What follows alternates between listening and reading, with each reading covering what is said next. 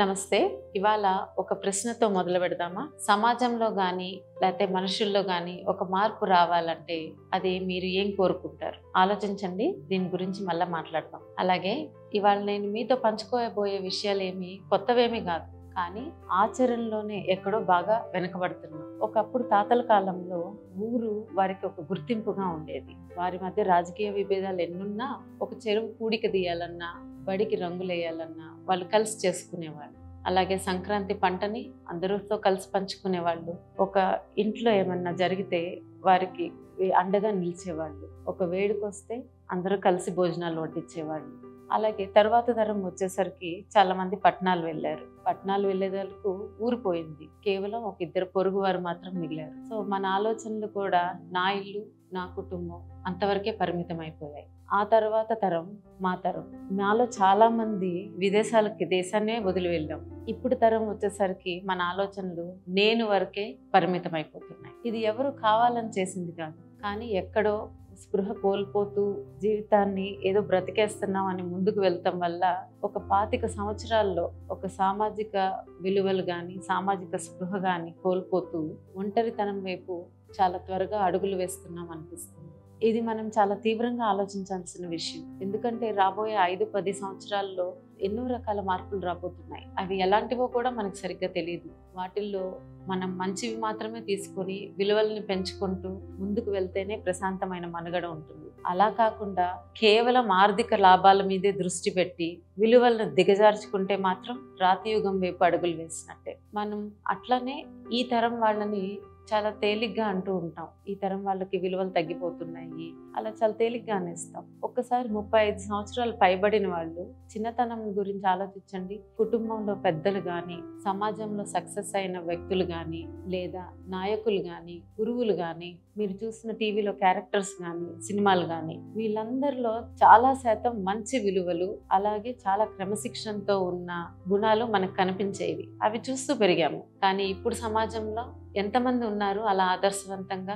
మనము గదిలో పెట్టి పాఠాలు చెప్పినంత మాత్రాన బయట సమాజము పాఠాలకి సంబంధం లేకుండా ఉంటే పిల్లలు ఏం నేర్చుకుంటారు? మనలో చాలా మంది కూడా మన చుట్టూ ఉన్న మనుషుల నుంచి, మన చుట్టూ ఉన్న సమాజం నుంచి ఎక్కువ నేర్చుకుంటాం. సో మరి మన పిల్లలు నేర్చుకోవడానికి మనం మనని ఆదర్శవంతంగా చేసుకోవాలి కదా. అప్పుడే వాళ్ళ నుంచి మనం ఏదైనా ఆశించగలుగుతాం. ఈ ఆలోచనలతోనే నేను ఇందాక అడిగిన ప్రశ్న చాలా మందిని అడిగాను. సమాజంలో ఒక మార్పు రావాలన్నా, మనుషుల్లో మార్పు రావాలన్నా అది మీరేం కోరుకుంటారని. ఇది అడిగినప్పుడు ఒక 60% మందికి ఒక 5 నిమిషాలు ఏం చెప్పాలో అర్థం కాలేదు. ఒక 30% మంది టక్కుమని సమాధానం చెప్పారు. ఒక 10% చెప్పలేకపోయారు. వీళ్ళందరూ చెప్పిన దానిలో నాకు ఆశ్చర్యంగా అనిపించింది ఒకటి. నేనేమనుకున్నానంటే చాలా శాతం వరకు అవినీతి ఉండకూడదు, కరప్షన్ తగ్గాలి, ఇలా చెప్తారు అనుకున్నా. కానీ చాలా మంది చెప్పింది ఏంటో తెలుసా? ఒకరినొకరితో ప్రేమగా ఉండాలి, మర్యాదగా ఉండాలి, కొంచెం జాలి అలా ఉండాలి, సర్వీస్ చేయాలి, ఇవి కోరుకుంది. అంటే అన్నిటికన్నా మానవ సంబంధాలే కావాలని చాలా శాతం మంది కోరుకుంటున్నారు. మరి ఇవన్నీ ఆలోచించాక వాళ్ళు చెప్పిన సమాధానాలన్నీ విభజించి చూస్తే ఒక 4 అంశాలు నాకు కనిపించినాయి. ముఖ్యంగా 4 అంశాలు. అంటే ఈ 4 పునాదులు లాంటివి. అవేంటంటే మర్యాద, ప్రశంస, చిత్తశుద్ధి, శుభ్రత. ఈ 4 విషయాలు మనలో పెంపొందించుకొని అలాగే మన కుటుంబాల్లో పెంపొందించుకుంటే ఒక ఉన్నతమైన కుటుంబంపై ఎదుగుతాము. ఆ ఉన్నతమైన కుటుంబాలే ఒక ఉన్నతమైన సమాజాన్ని నిర్మించగలుగుతాయి అనేది నాకు అనిపించింది. సరే, మరి అందరికీ మార్పు కావాలని ఉంది, కానీ ఎందుకు మార్చుకోవటం లేదు? ఇది కూడా అడిగాను నేను వాళ్ళని. నాకు వచ్చిన సమాధానాలు ఏంటో తెలుసా? ఎవ్వరు మారరు మేడం, అది ఫస్ట్. రెండవది, మేం మారినా ఇంకెవరు మారరు మేడం అనేది రెండోది. ఇంకొకటి, మనం ఒకవేళ మంచిగా ఉంటే వాళ్ళు మనని అలుసు చేస్తారు అనేది ఇంకొకటి. కానీ ఈ ప్రపంచాన్నంతా మార్చే బాధ్యత మనం తీసుకోక్కర్లేదు. అలాగే అలా ఇంత బాధ్యత తీసుకోవాలా అని మనం మారకుండా ఉండటము మంచిది కాదు. మరి ఏం చేయాలి? ఒక్కటే సొల్యూషన్. మార్పు మనతో మొదలైతే చాలు. ఒకప్పుడు గాంధీ గారు చెప్పినట్టు, you be the change you want to see in the world. అంటే ప్రపంచంలో ఏ మార్పు కావాలని నువ్వు కోరుకుంటున్నావో ఆ మార్పు నీతో మొదలవ్వాలి. అక్కడి నుంచి వచ్చిందే ఈ ఆలోచన. అదే మార్పు నాతోనే. ఓకే, మనం మారదాం అనుకుంటున్నాం. మరి దీన్ని ఎలా సాధించాలి? నువ్వెక్కడో ఆలోచిస్తున్నావు, నేను ఇక్కడ ఆలోచిస్తున్నాను. ఈ ఆలోచనే మాకు వచ్చింది. Civic day. అసలు ఏంటి సివిక్ డే? సివిక్ డే అంటే మనకి ఒక రోజును కేటాయించుకొని ఆ రోజు కొన్ని విలువల్ని పాటించటం. అంటే ఇది ఆల్మోస్ట్ లైక్ ఏదో ఒక వ్రతం చేసినట్టు అనుకోండి. సివిక్ డే అనే రోజుని మనం కొన్ని విలువలు పెట్టుకొని అలాగే సామాజిక స్పృహ పెంపొందించుకొని చివరికి మన ప్రజల్ని ఒక ఆదర్శవంతమైన పౌరులుగా తీర్చిదిద్దడమే సివిక్ డే ప్రధాన లక్ష్యం. నెక్స్ట్, ఇది ఎవరు చేయొచ్చు, ఎక్కడ చేయొచ్చు? ఎవరైనా సరే మీరు సొంతగా అనుకొని మీ ఇంట్లో మీ ప్రాక్టీస్ మొదలు పెట్టచ్చు. అలాగే స్కూల్స్ ఉన్నాయి అనుకోండి, స్కూల్స్ ఒక్క చోట మాత్రం ఇది కంపల్సరీ అంటే మ్యాండేటరీగా చేయొచ్చు. అదే గనక పెద్దవాళ్ళు అయ్యారనుకోండి, 18 ఏళ్ల తర్వాత ఆర్గనైజేషన్స్, వర్క్ ప్లేసెస్ ఉన్నాయనుకోండి, కాలేజీలో ఆఫీస్లో ఉన్నాయనుకోండి, ఎవరిని మనం ఫోర్స్ చేయకూడదు. ఇది కేవలం ఎందుకంటే మనందరం రకరకాల ఆలోచనలతో ఉంటాము. అంటే ఒక 20 ఏళ్లలో ఒక రకమైన ఆలోచనలు ఉంటాయి, మన మెచ్యూరిటీ 30 ఏళ్లలో ఒకలా ఉంటుంది, 40 ఏళ్లలో ఒకలా ఉంటుంది. సో ఇప్పుడు నేను మారదాం అనుకుంటున్నానని నువ్వు కూడా మారాలని అనుకోకూడదు. సో ఒక అడల్ట్స్కి వచ్చేటప్పటికి ఆర్గనైజేషన్స్ లో మాత్రం ఇది కేవలం వాలంటరీ బేసిస్ మీద చెయ్యాలి అనుకునే గ్రూప్ కి ఆ ఆర్గనైజేషన్ ఒక రోజుని కేటాయిస్తుంది. అంటే వర్క్ మానేయటం కాదు, ఊరికే ఆ రోజుని మీరు లేబుల్ చేస్తారు ఇవాళ సివిక్ డే అని. ఆ రోజు ఆ ఇండివిజువల్స్ ఈ వాల్యూస్ ని, ఈ విలువల్ని వాళ్ళు పాటిస్తారు. సో అట్లా ఏ ఆర్గనైజేషన్ అయినా ఒక డేని కేటాయించుకోవచ్చు. తర్వాత వచ్చి ఎలా చేయాలి, ఏ రోజు చేయాలి? ఏ రోజు చేయాలి అంటే మా సజెషన్ ఎవ్రీ మంత్ మొదటి తారీఖును పెట్టుకుంటే తేలిగ్గా అందరికీ ఒకే రోజులాగా ఉంటుంది. అలాగే ఎలా చేయాలి అంటే ముందు మీలా ఆలోచించే వాళ్ళని గుర్తించండి.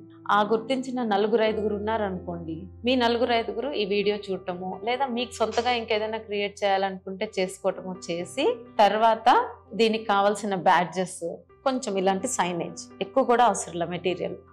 దానికి ఏముంది మీరు అనుకోవచ్చు, ఏముంది ఎవరైనా వ్యక్తిగతంగా చేయొచ్చు కదా, దీనికి బ్యాడ్జ్ ఒకటి మళ్ళీ ఒక రోజు ఒకటా అని. కరెక్టే, మీలో ఆ చిత్తశుద్ధి ఉండి మీరు చేస్తే మరీ మంచిది, ఎవరికి వాళ్ళు చేస్తే. కానీ ఈ బ్యాడ్జ్ పెట్టుకోవడం వల్ల ఏమవుతుందంటే అదొక వ్రతం చేసినట్టు. నేను పెట్టుకొని చేస్తాను, వేరే వాళ్ళు గమనిస్తారు నేను సరిగ్గా చేస్తున్నానా లేదా అని. ఆ గమనించినందుకైనా నేను కరెక్ట్ గా చేస్తాను.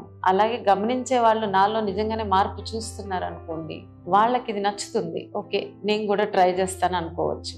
ఇంకొకటి, ఇప్పుడు నేను బ్యాడ్జ్ పెట్టుకుంటా, మీరు బ్యాడ్జ్ పెట్టుకుంటున్నారు అంటే నాకేమనిపిస్తుంది, ఓన్లీ దీనిలో నేను ఒక్కరినే కాదు, నాతో ఇంకొంతమంది తోడున్నారు.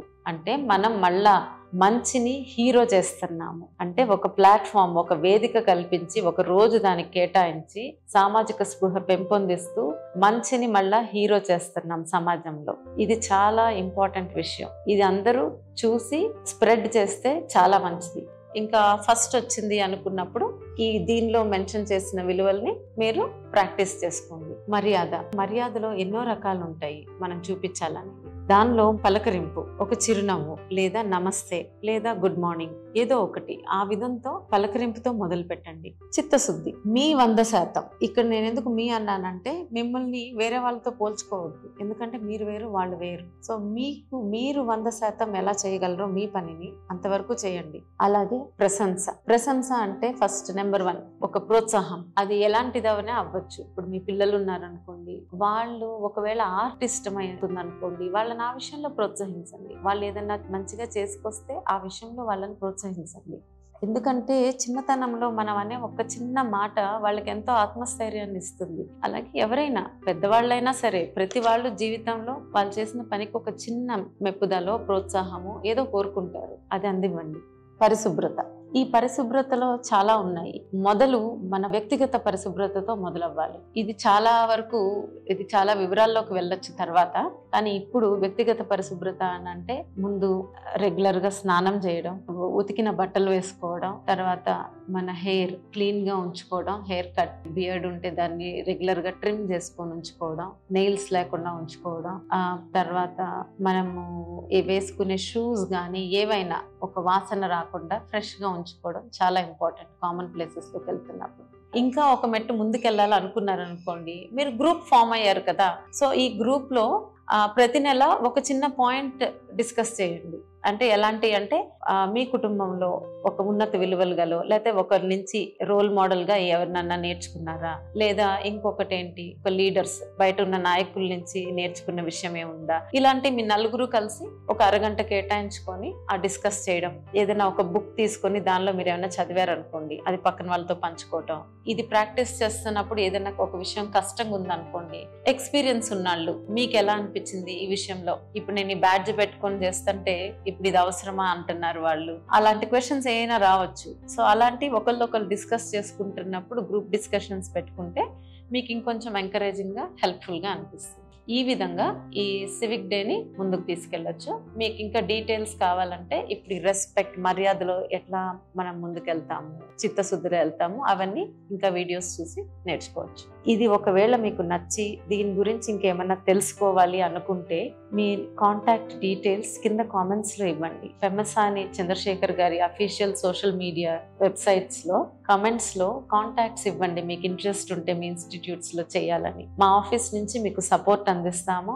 అలాగే ఒక 3 ఆర్గనైజేషన్స్ కో, స్కూల్స్ కో, కాలేజెస్ కో నేను స్వయంగా వస్తాను. మీరు మీ దానిలో ఇంప్లిమెంట్ చేయాలి అనుకుంటే వచ్చి ఇంకా వివరంగా వీటి గురించి చెప్తాను. అలాగే నా ఎక్స్పీరియన్సెస్ కూడా షేర్ చేసుకుంటాను. కానీ మీలో ప్రయత్నం చేయాలనుకునే వాళ్ళు మాత్రం భయపడకండి. కంపల్సరీ ఒక ముందడుగేయండి. ఆ మార్పు నాతోనే మొదలవ్వాలి అని కోరుకోండి. ధన్యవాదాలు.